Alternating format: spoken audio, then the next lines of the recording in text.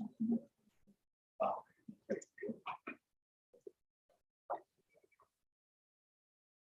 think that's a sign that we start the session. So take your seats, please. So it's a great pleasure for me to open the second day of this conference. Thank you all for attending.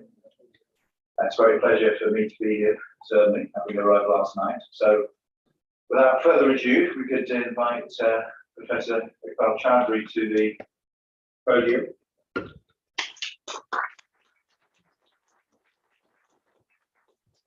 As I think probably all of you know, Iqbal is director of this institute and organising secretary of this meeting.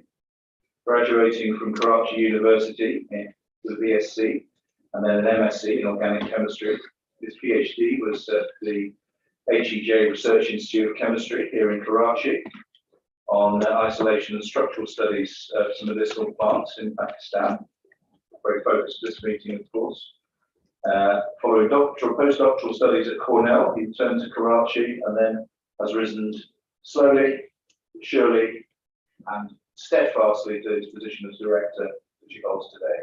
I cannot possibly list all the awards and distinctions, including over 1,000 papers, over 50 patents, and nearly 100 PhD graduations, but I want to highlight particularly Iqbal's recent Mustafa Prize, the Islamic World's Nobel Prize equivalent, and his coordinator general position at ComSpec. In the latter role, he and I have worked together to create a seminar program which brings in senior researchers from the UK-funded Global Network for Neglected Tropical Diseases, which I lead. It's through this network that I've come to know Iqbal as a very valued colleague and also a very valued friend. So, Iqbal, over to you. Thank you. Thank you very much. Bismillahirrahmanirrahim. Assalamu alaikum and good morning, ladies and gentlemen. Well, thank you very much for being part of this very exciting journey. We've been working together on NTD, and I think the most important thing which actually happened in the last few months, that NTD joined hands with OIC, Standing Committee for Science and Technology, and that we are working together to build capacity of scholars in the field of neglected tropical diseases. So thank you very much, and thank you for coming here. I know that this was a visit to ISNPC was the last one you had, and this is the first one. So thank you very much, and MK and other colleagues. Okay, so this is a presentation which is of course shared by our teacher, Professor Rahman, who laid the foundation of an exciting natural chemistry, which included synthetic chemistry, first total synthesis of drink last and then many other things that happened in this institute. And he introduced what is called modern natural product chemistry at that time, and we continue to work on it. I'd like to dedicate this to another very important colleague of our, Professor Dr. Authority, who unfortunately passed away 2 years ago between the two symposiums, and he was certainly a man of excellence, a wonderful person who contributed immensely in the development of the science of natural product. As I mentioned yesterday, he taught people how to isolate compounds from complex mixtures. He taught people how to get structures, and he was also a very good chemist by all definition. So with this, I would like to start with a bit of fundamentals of natural products. And you know, when we do that, we often have this thing in mind that we are actually working on drug discovery and development. And of course, we all know that serendipity has always been a very important player in the introduction of lots of natural products, which are called blockbuster drugs today. So from penicillin to Taxol and a number of other things were actually discovered through serendipitous approach. And then, of course, traditional medicine and natural products played an extremely important role, because this ethnobotanic knowledge has provided us a niche to work on plants which are already used for therapeutic purposes since long. The modern drug discovery approaches are actually based on target based, so identification of the target is the bottleneck. And if you know the target, then you perhaps have to have this edge of working on identified validated targets to identify leads. But if you don't, then you perhaps have to rely on phenotypic screening because that remains the only thing which can save you and perhaps give you the drug-like molecules. But even if phenotypic screening development of animal models is a problem because not for every disease the animal models are available. This is extremely rewarding, and we have been working in our research group since last 4 years, and we have been able to get lots of very, very exciting results of discovering new indications of the drug. This is primarily a system biology approach in which people are trying to discover molecules which can work on different targets. And there are many examples of molecules where people have identified their activity against several diseases. And of course, biologicals remain extremely important source of that. This is extremely important from 2012 Journal of Natural Products, in which Newman and Craig said natural products possess enormous structural and chemical diversity that cannot be matched by any synthetic libraries of small molecules, and continue to inspire novel discoveries in chemistry, biology, and we have seen that during COVID-19 because there was lots of emphasis on discovery of natural products and use of natural products. They are evolutionarily optimized as drug-like molecules and remain the best source of drugs and drug base. So with that, we start working on natural products since last 55 years, and then we have enriched the world literature with lots of novel molecules. So you will really find contributions of our scholars in which we have introduced new molecular entities, novel skeletons.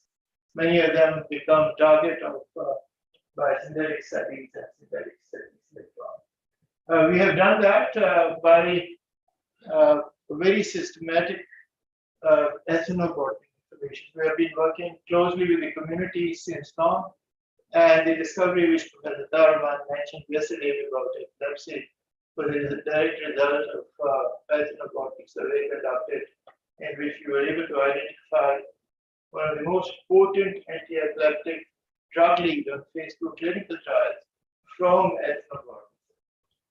We do that, and we actually compile these monographs, which are also available on websites in PHP languages, and then we collect plants with their ethnobotanic information.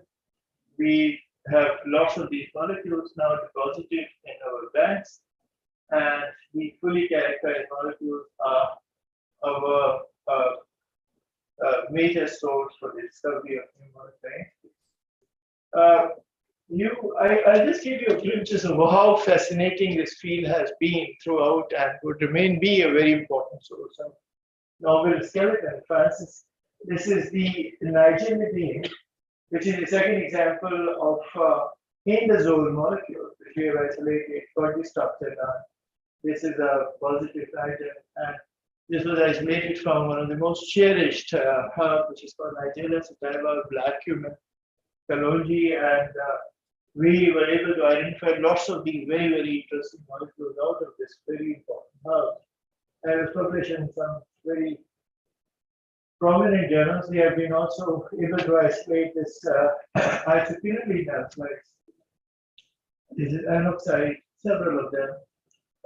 Then we have actually worked on various marine natural products and isolated For example, this is a dicarbonate, a novel skeleton.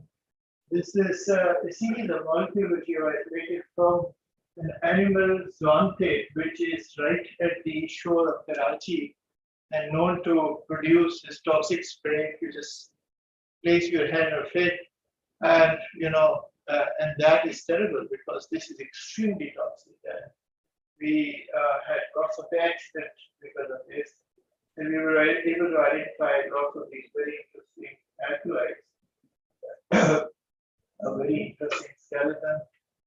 So we have done that, and of course we have been working on fungi and others, and as a result of it, we introduced several thousand novel skeletons. Our work on boxers has led to the identification of several very important molecular entities against acetylcholinesterase.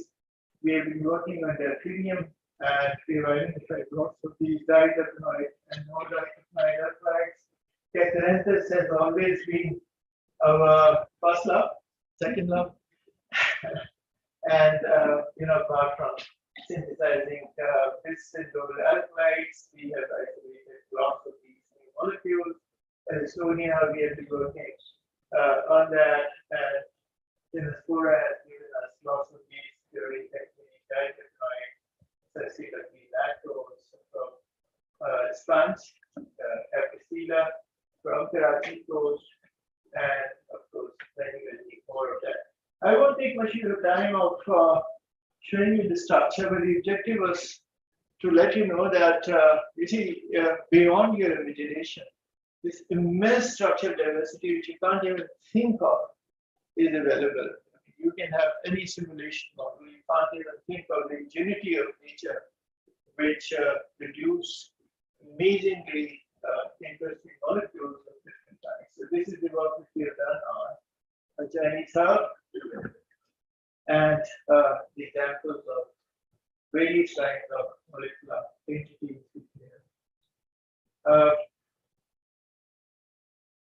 And of course, our focus has always been on identifying the biological activities. Apart from isolating these complex molecules, we have been also looking into their biological activities, and to tell you that this institution has perhaps the largest, if not one of the largest, not the largest bioassay facilities, because we are capable of conducting all assays from animal studies, even human trial, to animal studies, to individual studies, to preclinical studies, science, cellular, biochemical, and others. This is what I'd like to present to you, the biocatalytic approach of new analogs from instead of using chemical synthesis, we have been using microorganisms, bacteria and fungi. And it's not the only thing which we have done. What we have done was that we also selected drug-like molecules, all drugs. And the objective was that if there is a drug which is currently available and if it is used for a certain indication, and if there is so much of work has already been done, investments made, toxicology known, pharmacokinetics is already understood, why don't we just modify the structure? It's a structure by using a novel approach. Chemical synthesis will always give you predictable derivatization, will give you predictable molecular analogs, but by using microorganisms, we will be able to get lots of these very interesting analogs.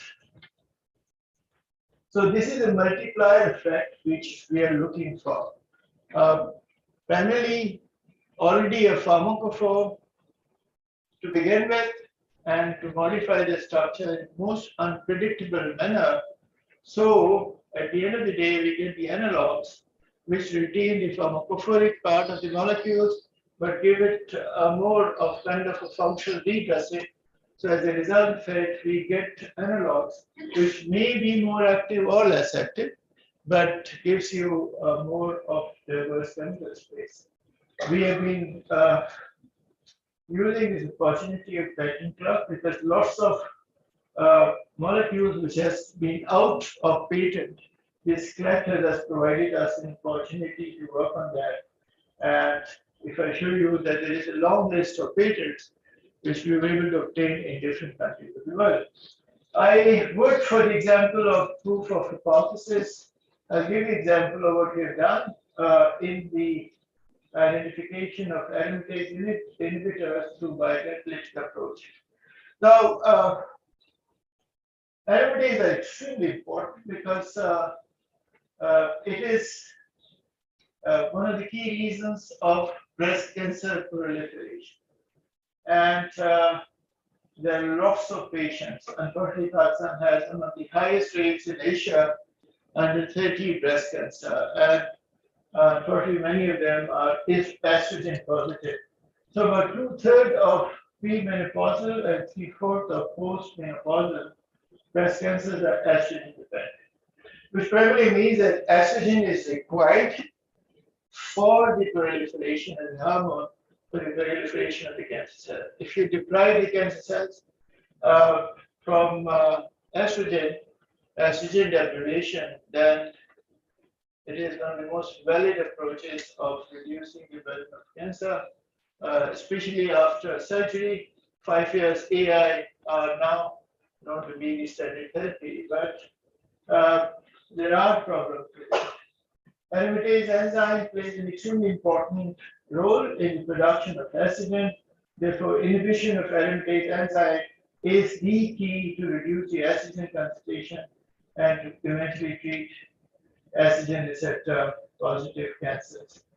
There are several of steroidal and non-steroidal. Now, this is the kind of steroidogenesis which takes place right at the end of the synthesis of steroids. Biosynthesis of steroids. This aromatization takes place in 4 steps, and it is catalyzed by a complex of aromatase, which is an oxidase, and with reductase. So reductase and oxidase together carry out the 4 functional purification, which eventually convert all these testosterone into estrogen. These are estrogen, estradiol, and estrone. Actually required to serve as a hormone for cancer cell proliferation. So if we can inhibit aromatase, we'll be able to stop the propagation, proliferation of cancer. And this is the structure of human placental aromatase. X-ray has been done, and we know exactly what is the druggable site. So this is the complex of reductase and oxidase, which exists in lysosomal aromatase, and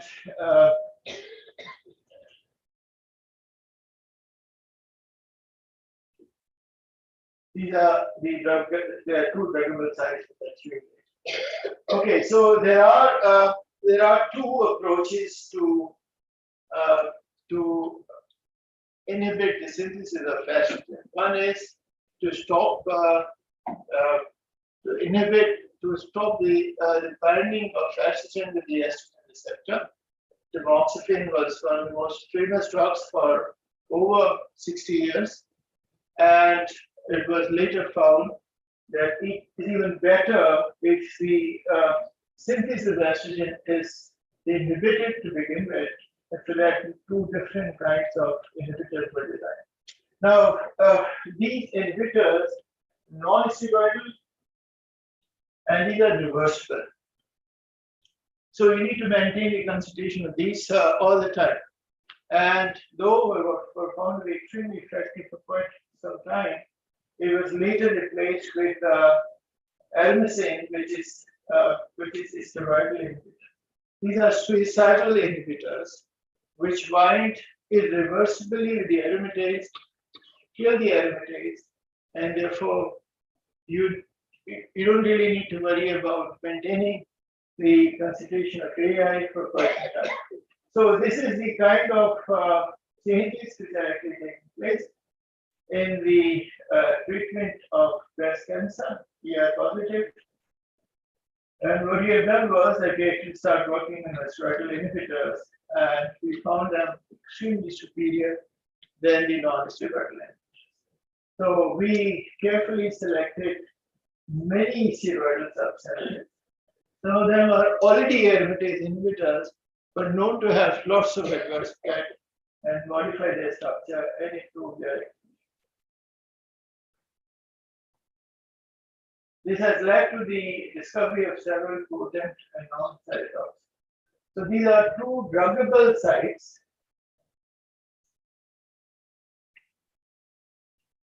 And as far as we know, this is the druggable site 1, where some of these steroidal inhibitors attach themselves. Now, there was a problem of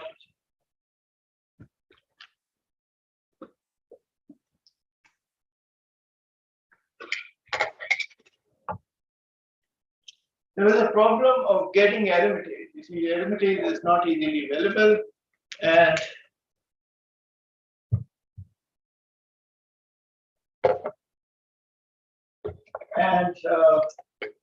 they had to resort to use an extremely rich source of aromatase, which is human placenta. Human placenta is full of aromatase. Tremendous quantities of aromatase are effectively available, combined with reductase. Of course, we have done recombinant chemistry, and we were able to do expression of aromatase.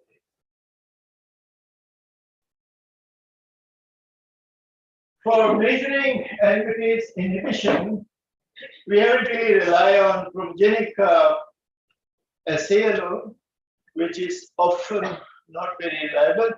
What we have done was that we have actually used UPLC method. You can see that estradiol, which is an estrogen, increasing in quantity at the expense of testosterone. And that wonderful quantitative dynamic assay will tell you in real time how aromatase activity is modulated by aromatase inhibitor. So this is an excellent assay for measuring the activity of aromatase and to monitor the end product, which is estradiol.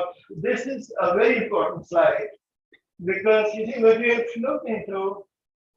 We tried lots of steroidal substrates, and we found that taking grade A, which is completely non-functionalized, is not working.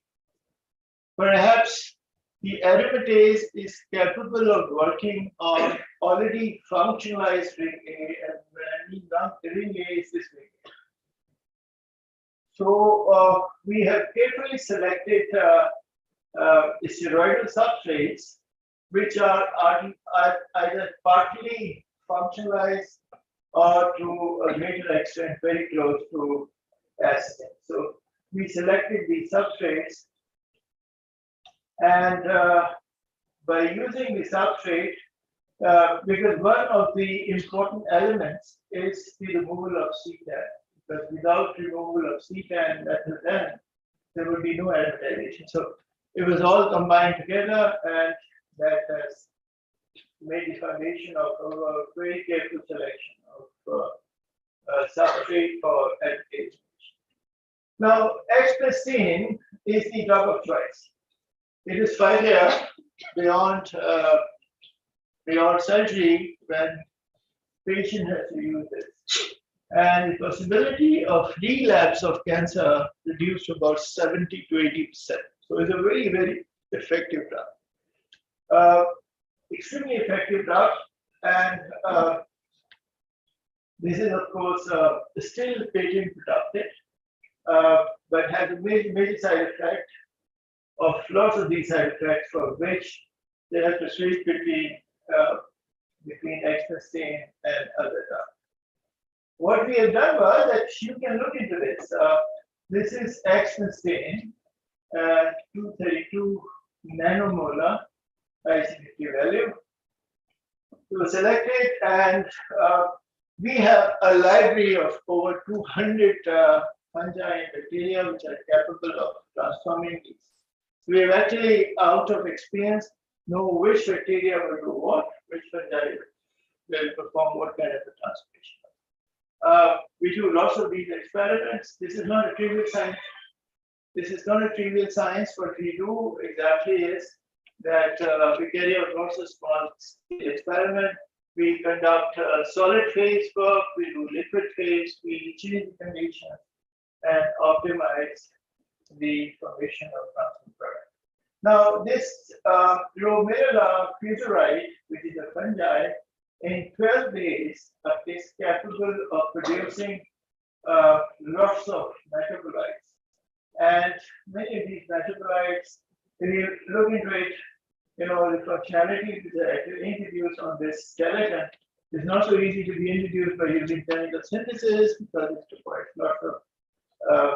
lots of functional change, blocking and unblocking all kinds. You can see that some of them are inactive, but this is much more active than the actual compound. Now, if you look into it, this retains the major pharmacophoric functions characteristic of the X-stain, and then on top of it, there are functionalities which are actually changed. As a result of it, what we have done was that we were able to retain the major pharmacophore, and he does that by using functionalities and was found to be much more active than the actual substrate and non-cytotoxic. We carried out lots of LCD NMR work and also in silico studies, and by doing that, we were able to identify that this compound is interacting with various Now, this is test electron aromatase inhibitor. This is a drug again. Actually, it was pulled out. It was introduced in 1968, and it was pulled out of the market because of these adverse reactions. And what we have done that we have taken the electrons, modified the structure by using bicatalytic approach, and we were able to produce molecules which were several-fold more active than the test electron. So they all said, in terms of the drug lead, they are already there because they are much more active, they're non-cytotoxic, and ready to go for the next phase. In this case, we actually use fungi, microflora, and also look into the binding, protein-liquid binding with the Atmostate, which is an experimental drug, not yet introduced, still in phase 2 clinical trials. We were able to modify the structure of this aromatase inhibitor and got something which was much better than the Atmostate, and also, of course, more active than the standard drug. So while the drug is still in the development phase of $1.8 billion investment, we have an analog which is several-fold more active for the same skeleton. And of course, we know at least in silico the binding mode of this molecule. So we have done lots of this work and were able to identify molecules which were several hundredfold more active in certain cases, and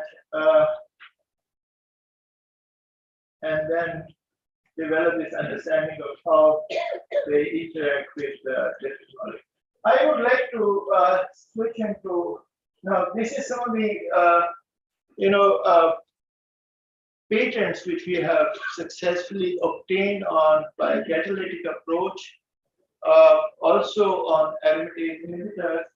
and a lot of them are already international patents.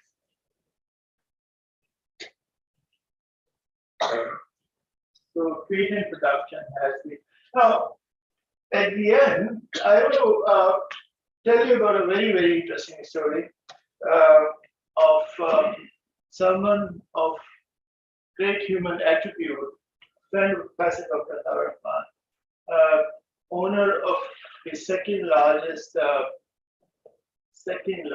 pharmaceutical company, Mr. Rashid Abdul. Shortly, he was suffering with Parkinson for quite some time, and he, in one of his meetings with Professor Tarak, wanted us to develop a formulation which can help in improving his symptoms. This is a personal story of someone who was suffering despite the fact that he had access to the best doctors on the face of the earth, extremely rich man, a great visionary, and he could have any medicine on the face of the earth to be, to feel better, to improve the symptoms and others. And he personally requested us to develop a formulation which is not synthetic, which is based on natural product, which would help him to improve his symptoms. And this project was, of course, sponsored by him, and we have done that. We were working with an excellent team of people, and let me just tell you that Parkinson is one of the most important neurological disorders. This is a disease of age, and this is extremely common in the Western Hemisphere, but it is getting increasingly common as people are living longer. So there are lots of different signs. There are tremors, which is the most important signs. Of course, there's slow movement, muscle rigidity, blood, speech, and other kinds of symptoms. And of course, with that, non-motor symptoms include depression and disturbances. There are currently available medicines that are actually based on increasing the level of dopamine in brain. Most of it is because the neurons which produce dopamine in substantia and nigra are actually reduced in numbers, and as a result of it, this has to be supplemented by drugs like levodopa or carbidopa. So what we have done was that we looked into the literature, and there were two major approaches which we have used. One was, underlying reason of the neurological death of these neurons, which control motor function, is oxidative stress. And this oxidative stress, because of primitive oxygen species, is the key reason of this progressive disease, which of course has very complex dimensions other than this also. But anything which can reduce in a gentle way the oxidative stress could help. So we looked into plants which are capable of reducing the oxidative stress, which are radical scavengers, capable of decreasing the free radical quantities. This was the one approach. The second was that we looked into what people are using in the world when they have Parkinson-like symptoms.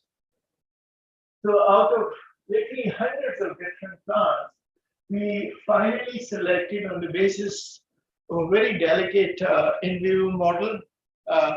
We were able to select some of them, 100% dietary, because we didn't want to use any medicinal plant. And for that, we have developed in vivo model. And we know that there is a scoring criteria, start from trimmer, fur and yellow, and they also have a different kind of a texture. Indication mobility reduced, this is score 2. Movement disorder, instability, one side lip, and it, and then towards one side showed unilateral forelimb and handling paralysis and complete unilateral limb, and eventually identified this is progressive in human and animal. Now, no animal is known to develop Parkinson naturally. So there is no animal available to begin with, unless you gene up for that. So what we have done was that we have looked into different models, and we selected this model of retinol induction. Retinol, as you know, is a flavonoid, is extremely cytotoxic.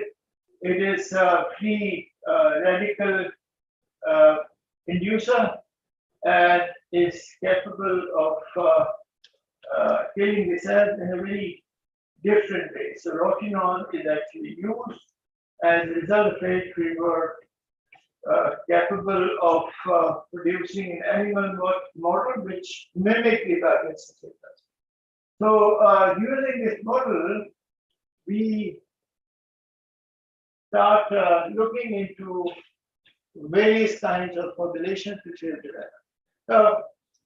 Let me tell you that nutraceuticals are extremely important. It is overall business of about $60 billion US, and they are very important because other than drugs, they are of important function as they consider to be perceived as important to the health. This is pathological growth, nothing but a disease animal, and as you can see that about self-recovery was very well established and was never more than 12.5%. This is drug, and these are two important drugs. They come in different names and shapes, but these drugs are given, which are drugs of choice today, and the maximum activity observed was only 30% improvement in various scoring and symptomatic relief. Now, the dietary herbal extract, which we have developed after careful choice of various herbs, was 57%. 57% improvement, no toxicity, extremely benign, a very, very gentle formulation to improve, and there were lots of observational trials. In fact, Mr. Rashid Abdullah used it, and he was absolutely happy that he could walk, he could talk, his improvement was substantial, and he was extremely happy that something came out of his research work. And now, let me tell you that this has been approved by the National Biosafety Committee, Institutional Ethical Committee, and for phase 2 clinical trials, the application is with regulatory authority. So we look into lots of chemistry of what actually happened in the brain of the animal with or without this formulation. And I'll show you that these are two important. Dopamine, of course, the leading cause of it, but there is a delicate combination of dopamine and serotonin, which define the movement in a very ordered fashion. Also, as I mentioned about the non-motor symptoms, depression and anxiety, is largely because the quantity of serotonin decreased. So apart from motor function, non-motor function, and combination of that eventually lead to Parkinson's disease. So this is the normal control, and this was done by using HPLC method. Brain was sliced, homogenized, and the quantity against standard were optimized. This is pathological group, almost 50% reduction in these two neurotransmitters. These are two formulations, and you see almost to a normal level, we were able to restore. The formulation is capable of increasing the dopamine and also serotonin in the brain of the animal. So what we have done was that we have actually patented naturally and internationally, and from a selection of various dietary supplements, till the ethical clearance, this work has been an exciting journey because we have been always conducting observation studies through the ethical approval. And now we are in phase of clinical trial stage. If we get the approval, we'll be able to do that within our institution. So, an important development that took place. I'd like to acknowledge a wonderful group of people. I'd like to say Sarah and Shabana have talked on epilepsy, which was presented by our teacher, Dr. Khan. These are aromatase inhibitors and vaccine team of Hatia and our colleague, and leishmania acid, which are not of course presented, but on which we work with the NTD network, a group of scientists here. And Parkinson, again, we have a very good group of scientists from different disciplines, and many of these natural products that we presented were isolated by some of these scientists. Of course, this is a much wider work, which was done over the decades, and a lot of very, very important people, the students have contributed. We've been able to get funding from industry, from the Higher Education Commission, from PCW, from Arts and Sciences, and many more. So thank you very much for your patience.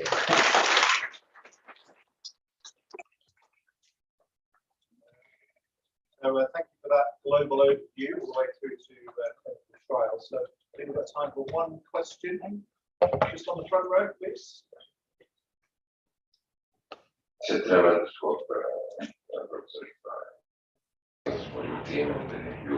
It's when yesterday Professor Auditorium also highlighted the anti-epileptic medicine drug discovery, and you also highlighted, especially, and I realized that serendipity also is really plays an important role in drug discovery. Lyrica was also developed with the 21 actually analogs that pregabalin, richisilver. So, and you showed us that in the natural products also, that can be done with the aromatase inhibitors. And I see really tremendous results. In that part of the world, when we see the results, I mean, you have seen a lot of also support from the government, and what is next for these aromatase inhibitors, especially this? I mean, there is a really good promising candidates that needs to be in the, because especially in the, you also compare this with the Parkinson's and L-DOPA and the cardiac, we know that there's an intrathecal, but still they are not promising when you compare with it. But you also prove that with the authentic medicines, you are superior, far superior than. What needs to be done to convince the decision makers, the money givers, the investors in that part of the world? Okay, so as the laboratory as preclinical work is concerned, we have done that. We'll perhaps be able to do phase 1 clinical trial to some extent, phase 2 clinical trial in our own clinical setup. So the advantage of this institute is that we'll be able to generate this most important data.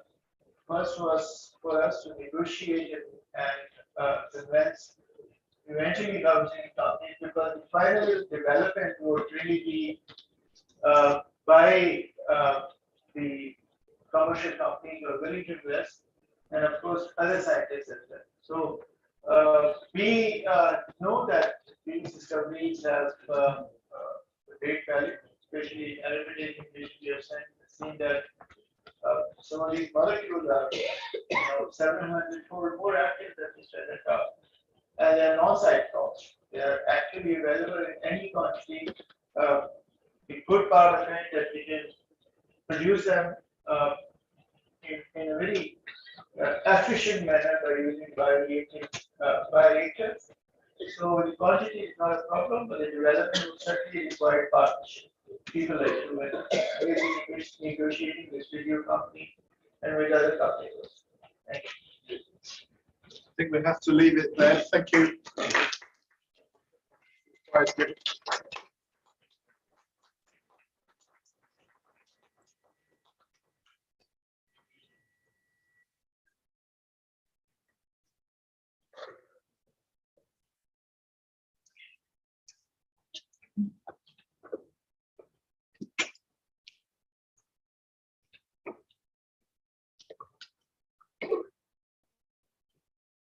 Okay, so for our second plenary of the morning session, it would be a great pleasure to welcome my Durham colleague, friend, travelling companion, Professor Iqbal, a genuine Hamburger from Germany. He graduated from Göttingen with a PhD under George Sheldrake. And following that, he got his, I'm not sure I can even say this, a long German conjugation of words. Oh, sorry, there we go, turn on the mic. But basically in chemistry in 1994. Following that, he went to Seattle, the USA, where he really cut his teeth on developing his own line of research in structural biology. Ultimately, then he returned to Germany and then Switzerland before joining us in Durham in 2006, 7. Yeah, and here he works with our entity network on structure-based drug design, amongst other things, and that is the subject of this talk today. So thank you, Anthony.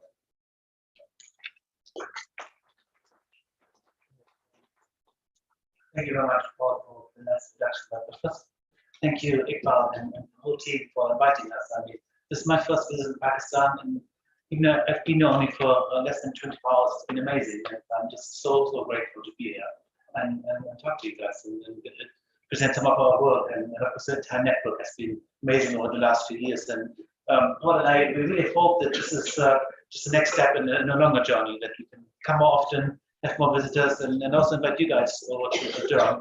And hope we see you soon, Iqbal and Durham as well.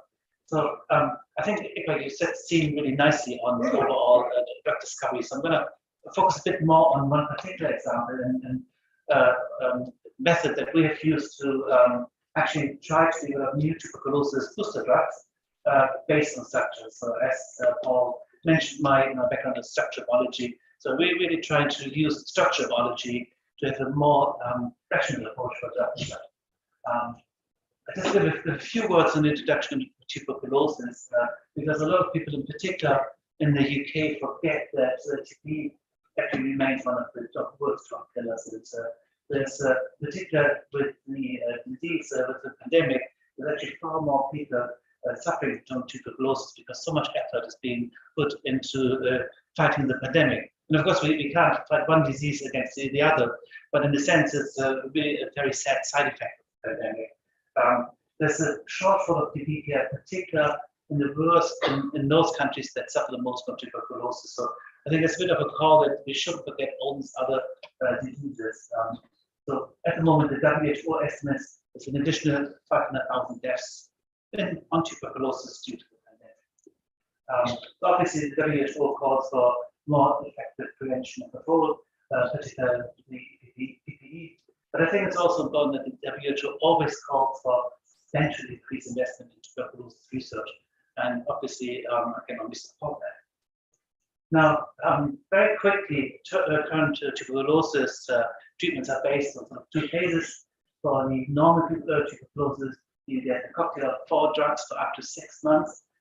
This one up here as an eyesight. But then with multi-drug resistant tuberculosis and extensively multi-drug resistant tuberculosis, people have to take a cocktail of 6 drugs for up to 2 years. And the drug that we're going to sort of concentrate on is this molecule ETH or ethylene. And these are really small molecules. You can sort of see that they're probably not rationally designed, they've just been discovered, but they've been extremely successful in the treatment. One big problem in the treatment of multi-drug resistant tuberculosis is efficacy over time and adherence to taking the drugs. All these drugs have severe side effects, and taking drugs for over 2 years with severe side effects is a big problem. There we go. Just drop water. Sorry.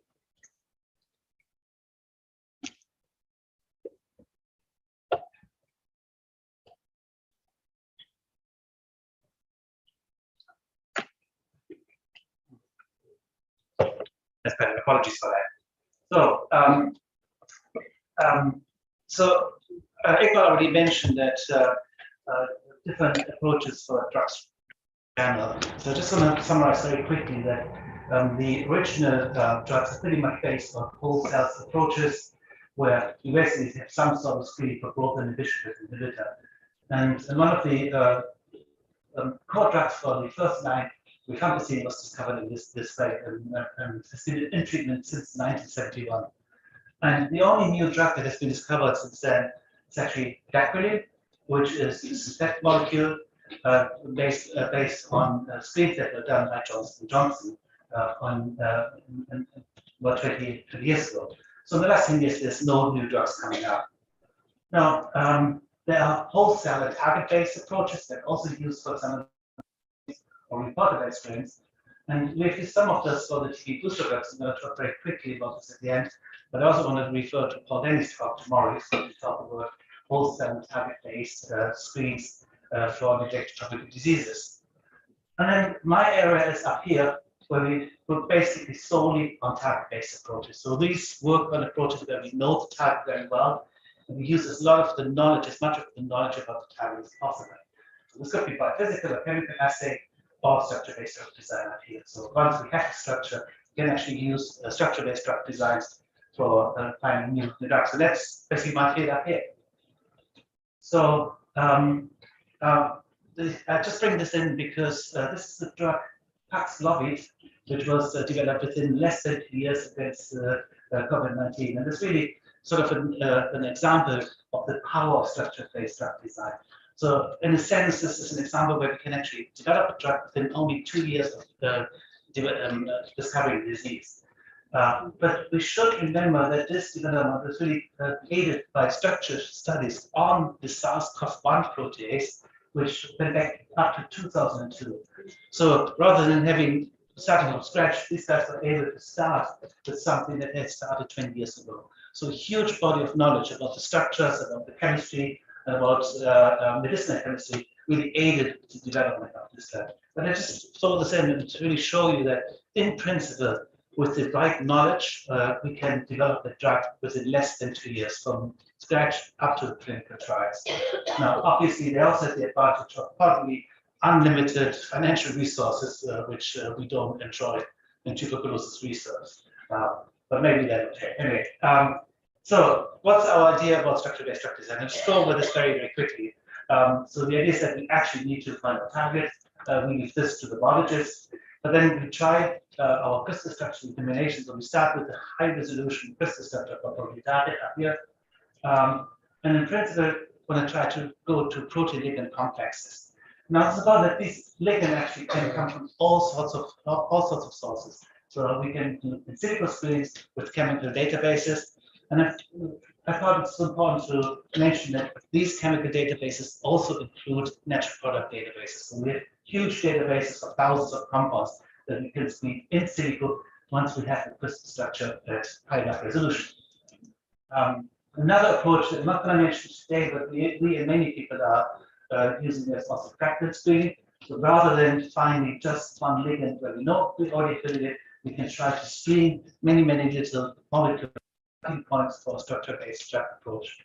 And this has been extremely successful, for example, for cancer drugs. And we're also using this, but I'm not going to talk about this today. Once we have our protein ligand structure, we need to have a biophysical characterization of biological assay. That is extremely important because otherwise we just get stuck here in computational space. We use ligand optimization, often with MD simulations, and we're going to talk about this a bit later, to try to make our compound. And then we have to go back to the chemist and really tell them to make a better compound. But this is an iterative process. Protein ligands crystal structures to validate that the ligand actually has been made and bind in the same way as we think. Validate the ligand in biological assay, try to optimize it, and so on and so on and so on. So this really is an iterative process that can go through many, many, many cycles before hopefully in the end we come to a point that gets into clinical trials or into animal trials. So over the past years, we have been working on a protein that's called ETHR, and I'm going to walk you slowly through why this is a good target. ETHA is a protein that has been recognized by the group of Iqbal as the protein that regulates the bioactivation of ETH, the drug, with the microvascular protein ETHA. In a sense, this is an ingenious drug because this is a prodrug, a small molecule that easily gets into the cell, but then it's the microvascular protein down here, ETHA, that actually converts the drug into an active form, which is an ADP, which then inhibits the protein called INH, which is part of the fatty acid synthase. So it's quite a long process, and I really think this is something that we couldn't have designed, but we're, in a sense, quite lucky.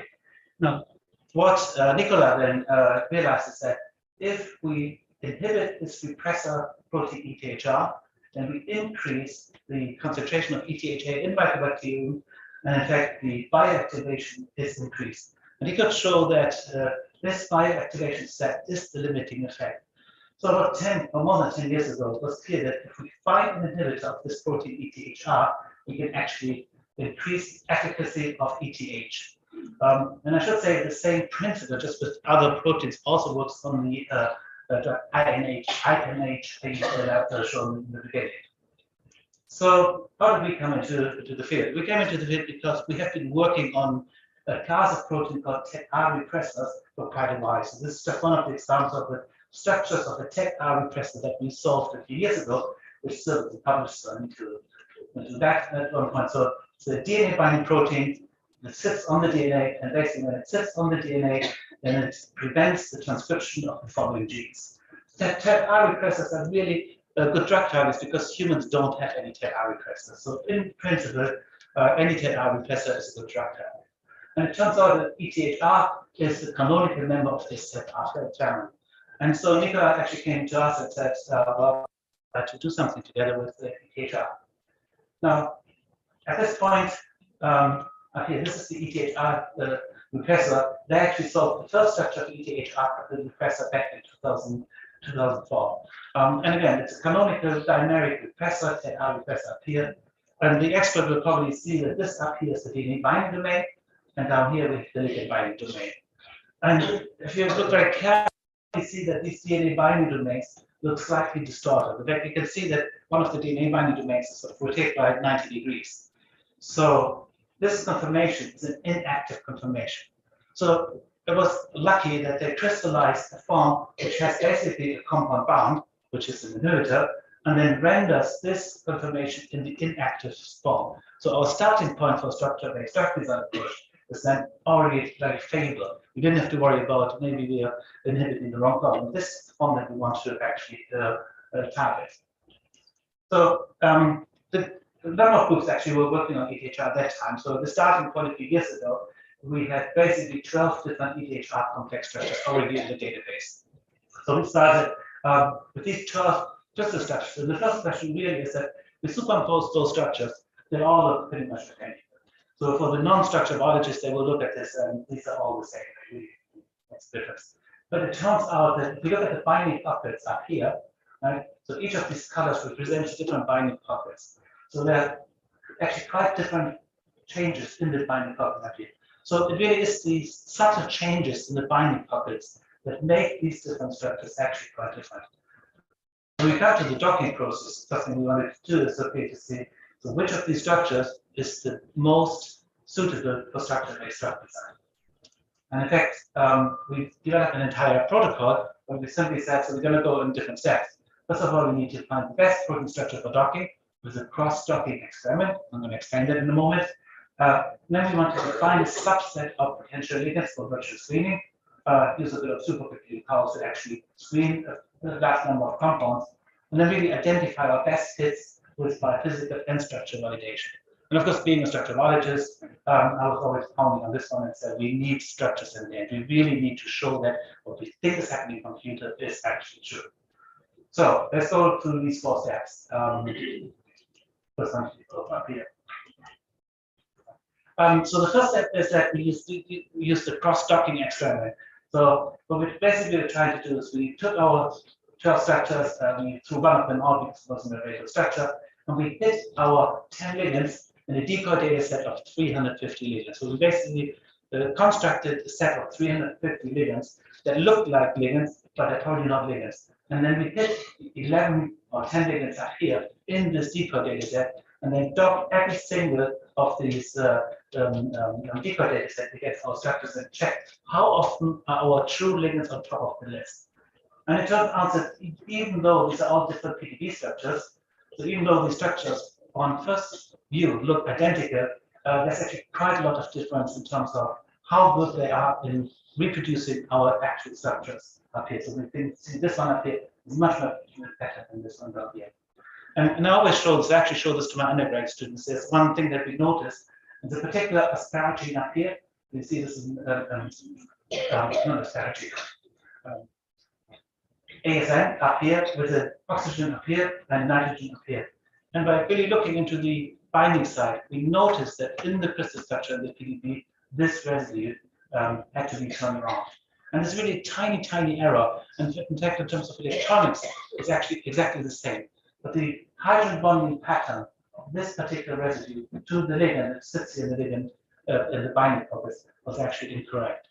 So this is sort of a word of caution. When we take structures from the PDB, we always assume that they're correct. And even here, this tiny difference, where we just have to turn one ISN around, makes a huge difference. So having the nitrogen up here, we get a much better hit in all of our examples. And in fact, our best PDB structure gets a much better hit rate. So again, for everybody who uses PDB, I always say, really look at this, look at the chemistry, and look at the hydrogen bonding pattern.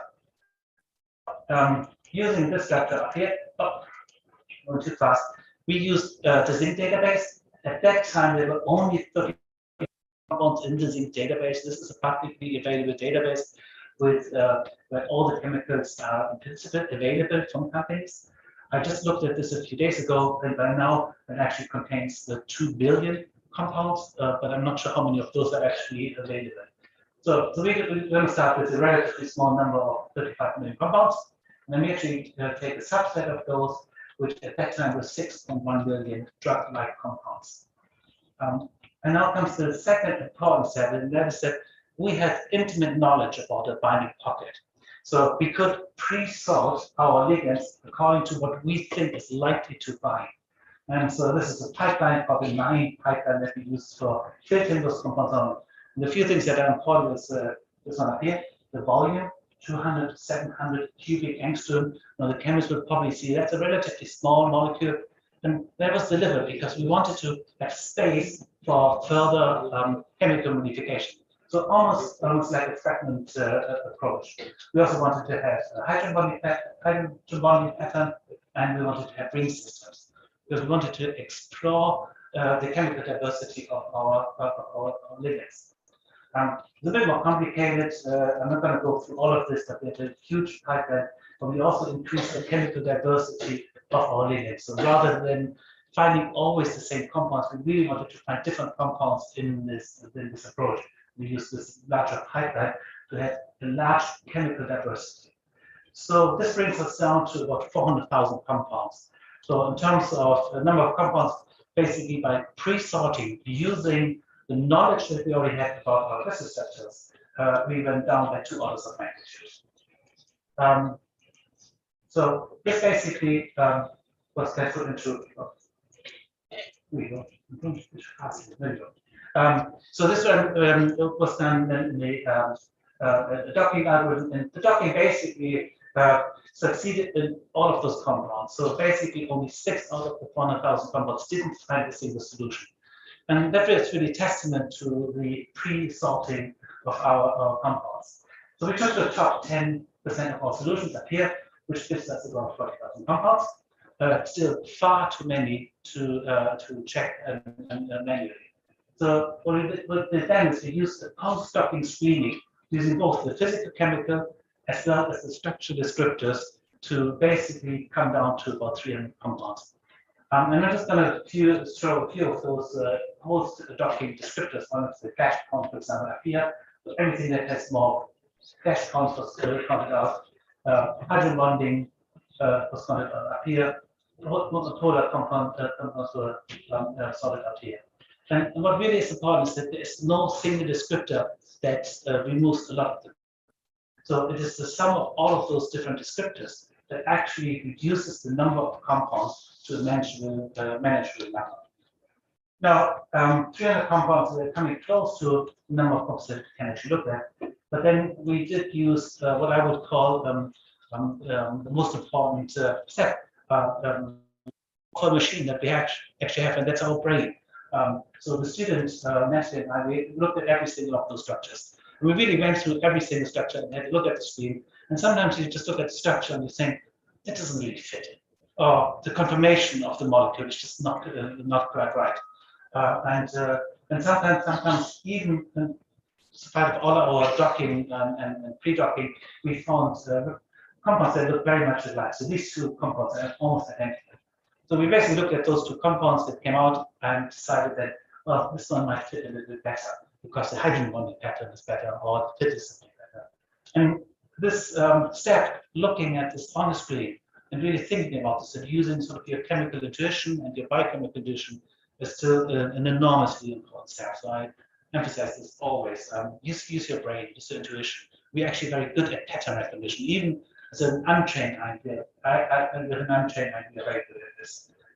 So the next thing we did is we couldn't actually took out of this compound, we could buy those compounds, except of I think 9, so we ended up with 85 compounds, and we used the biophysical characterization thermal shift assays. So thermal shift assays are really based on a simple qPCR machine up here, which measures the melting temperature of a protein with a fluorescent probe. So in principle, the idea is that our temperature at a certain time, from protein, so temperature of the protein unfolds, and we get this fluorescence curve. Now, key point is that if we add then a ligand to our protein, in most cases, the melting temperature of the protein actually increases. So a ligand binding to a protein usually increases its stability. That's a fairly simple assay which can be done in a 96-cell plate, and we can then use the software that we developed to calculate this delta Tn for different compounds. So we did this on all our compounds, and this is the result of these compounds. So 20 out of our 85 compounds actually gave a significant change in melting temperatures. And this color coding is actually the concentration dependent increase, so from high concentration to low concentration. And these 20 compounds all show this increase in delta Tn. And talking to people who worked on structure-based drug design, they were actually quite impressed. Normally, we're lucky if we get one hit. We got 20 really good hits, and some of them had a huge increase in melting temperatures. So with these 20 compounds, we could then go on and do a crystal structure information. Now, in fact, we were. It should actually turn around, so it's not turning around. Anyway, so this is just an example of one of the crystal structures. We were, again, fortunate because the crystallization conditions were known. So these are the crystals grown over about 2 weeks. And in some of our cases, actually colorful, so you can actually see here that the crystal itself actually soaked up the compound, it becomes slightly yellow. So even in crystallization, we were quite confident that our ligand was actually in the crystal structure, and it's just one of the examples of EKTL with our compound 57.1 angstrom resolution, so that's high enough resolution. Now, this electron density shows you the unbiased electron density, what we actually see. Even here, we can clearly locate the ligand in our electron density. Again, here it's in our binding pocket, and we can also see this is the inactive conformation up here.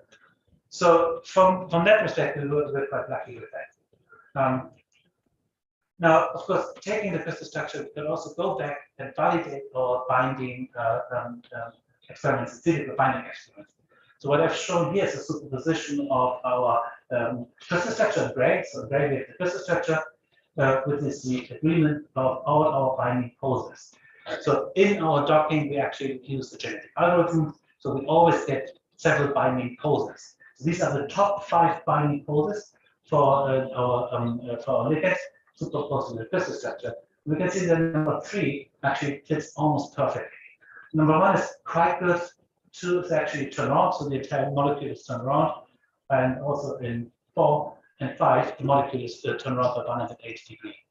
So that basically tells you that our docking is not good enough to predict what the actual crystal structure, is. So we really need our crystal structure as a validation for what the binding pose is.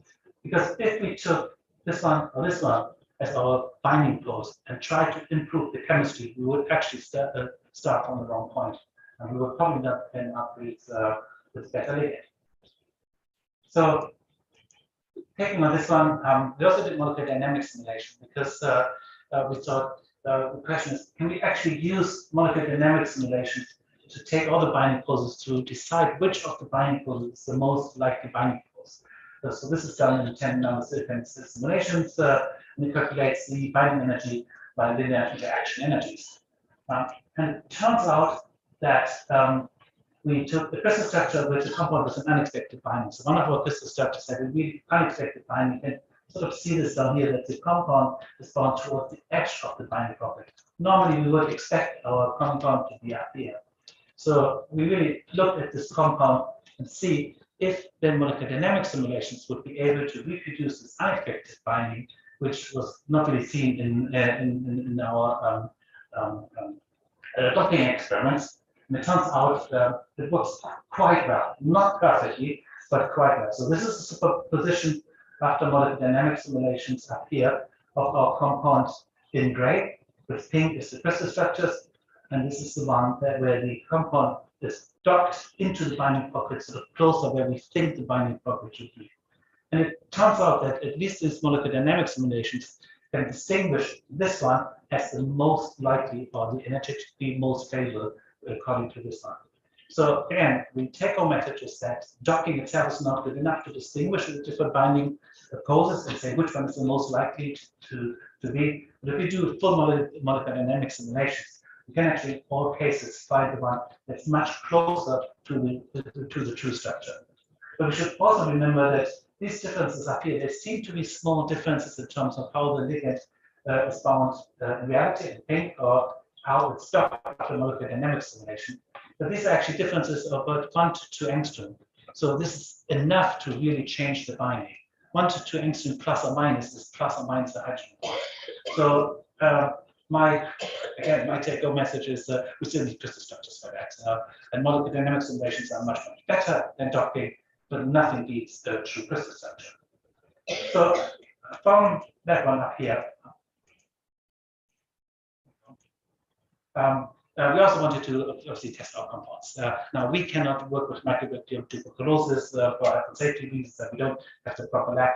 So we actually sent these molecules to our friends to the Institute Pasteur, the Iqbal group in Lille, and they have a growth assay that is based on E. coli GFP fluorescence. And the important part is they have an assay set up in a way that really measure the direct boosting capacity of our molecules. Remember, these molecules are supposed to boost the efficacy of ETH with ETH at 1/20 of the normal minimum inhibitor concentration. So we basically go to 1/20 of the concentration that we would normally use to kill the bucket of ETH, and then we calculate we look at the efficacy of our drugs. And it turns out that our 57 up here, which was a wonderful structure, high delta TM, so one of our best candidates, had absolutely no effect whatsoever. And the only conclusion that we can draw of this is very likely that this compound is relatively large and it probably doesn't penetrate the cell wall. And that really tells you again that the earlier you would start taking the biology into account in the structure-based drug design project, the better. The best compound was this one up here.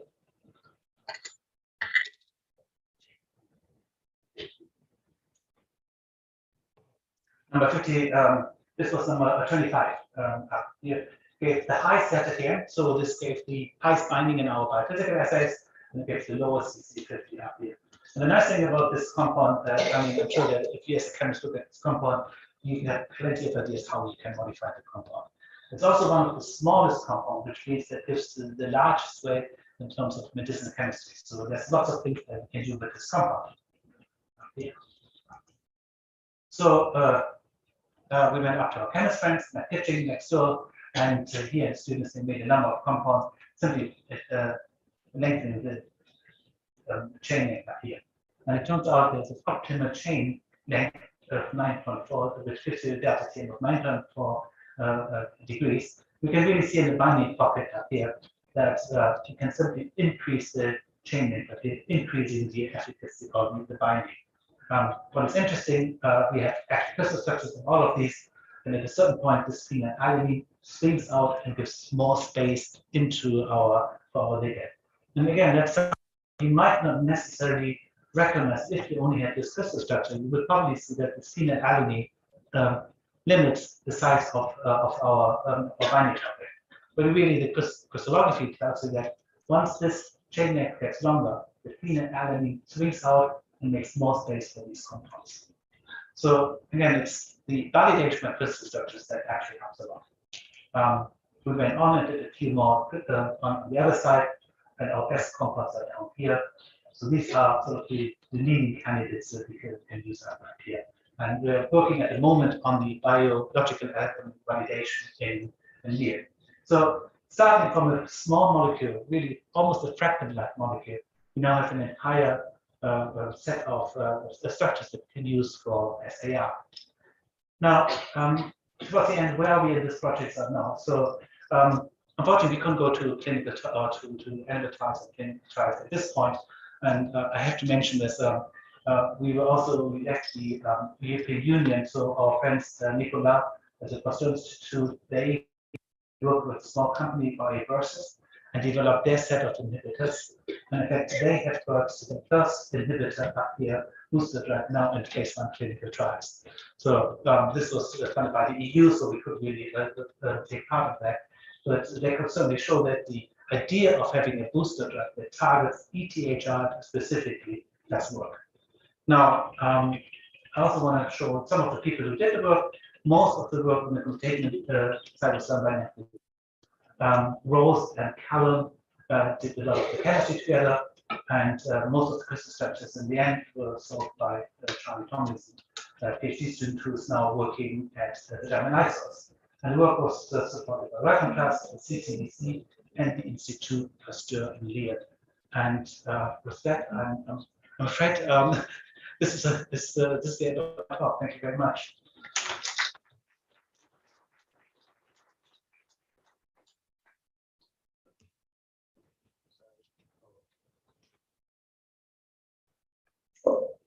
Thank you, Emke. So have we any questions? We have plenty of time for 2 or 3 questions.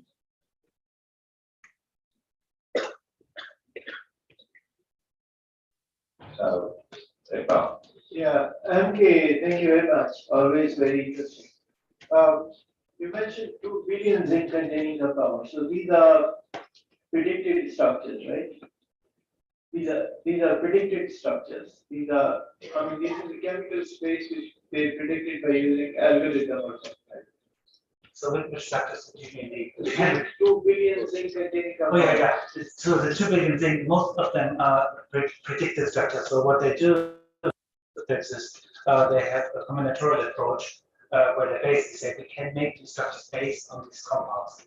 So a combinatorial approach to increase the chemical space. I don't think that they have the chemical diversity that, for example, natural products have. I think that's one of the things that we learned about combinatorial chemistry has probably not quite delivered what people, the chemists promised, I would say, 20 years ago. Because again, it limits the diversity. And I think, again, natural products have a huge way in that. So once on these in silico studies, you identify and narrow down certain compounds. Yeah. The accessibility has to depend on medicinal chemistry, right? Yes. That's one.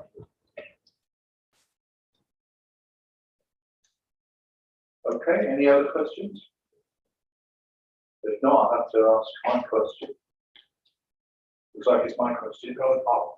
So you mentioned that docking is less than perfect and needs experimental validation. As you and many people here will be aware, the in silico methods, AlphaFold and others, the protein structure have come to the fore in the last 12 to 18 months. I wondered if you could just give us a brief oversight of the role of such in silico methodologies in the kind of structure-based approaches you were describing? Yeah, good. So docking, all of the docking programs still use what we would call the very simplified phosphate. So they try to calculate the energy on very simplified empirical equations, and they can never be as good as experimental structure. So in terms of docking, we always have to rely on experimental computation. I would say molecular dynamic simulations that use the more sophisticated phosphate are better, and they certainly give a better view, but they're still not good enough. Is AI going to change this? No, I have to say, I should say this, but I don't like the word AI because it's actually not, there's nothing intelligent about these algorithms. They are highly sophisticated algorithms, deep learning algorithms that use really excellent statistics, but they don't use the intelligence that the human brain can use when they look at structure, and they don't have the intuition. So from that perspective, I'm a bit more skeptical maybe. But where AlphaFold and Rosetta Fold really very useful are those structures that are simply experimentally very difficult to experimentally assess, and those are particular network structures. And in the structurology community, we work with the structures are, and of course we are actually working with AlphaFold and Rosetta Fold on structures that we can't crystallize. And again, the accuracy of those predicted structures is fantastic. What we don't know yet is how good these structures are in future docking, because they get the main chain really done quite well, but we're not quite sure about the linear binding side. In particular, we're not sure how good they are with induced fit. So as you've seen, I've shown this in one sort of example, is that the ligand itself changes the binding pocket. And that's something that I think AlphaFold and Rosetta Fold will still struggle to predict.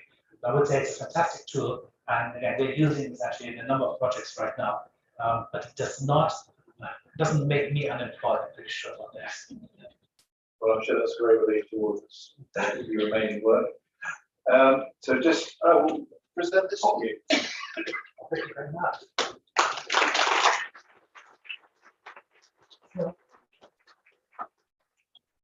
Thank you. Sorry. Just a brief announcement. So just to let you know, tea is arranged in the Golden Jubilee Hall. Now, the next session will start in here sharp at 11 o'clock. It's me speaking, so please come back. I'll be very grateful, and I will see you then.